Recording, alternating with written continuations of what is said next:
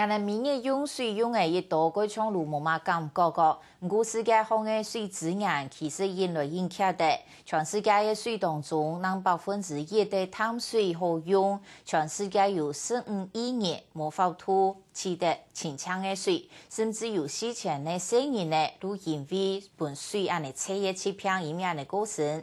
探索頻道最近都推出水源危機紀錄片，為分享大家愛惜水資源。Day for clean water. They live in one of the many villages and hamlets that dot the shores of Lake Sambar, India's largest salt lake. 印度嘅西亞摩耶乖乖嘅田地阿美後背行10個公里嘅路，就佢為到愛看搶啲水來用，亦係佢當日愛做嘅事情。係個唔按樣做，西亞摩耶就可能會因為濕地附近附近嘅歐洲水臭到平。Water is abundant here, but in the absence of purification plants and piped service to homes, poor communities like this one in the Sundarbans depend on natural sources of water. 由美國邁阿密大學製作嘅水源危機紀錄片，訪問14個國家，花了5年嘅時間去完成，探討全球近來減少嘅河塘水危機。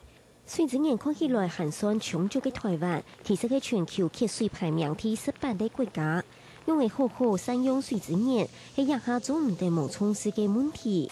政府未提出13年營業用水量會降到250公升嘅目標，希望大家共下來省水。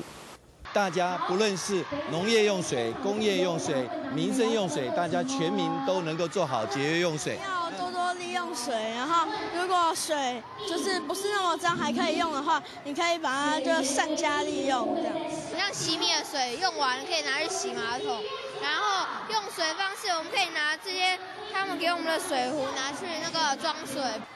帶點水壺出門，較少買乾淨水，牛盆水龍頭。確實做到一條成法度嘅簡單動作，就做得避免大送水資源，比台灣嘅用水環境輕易分析啲。下個新聞分別起必定台北報道。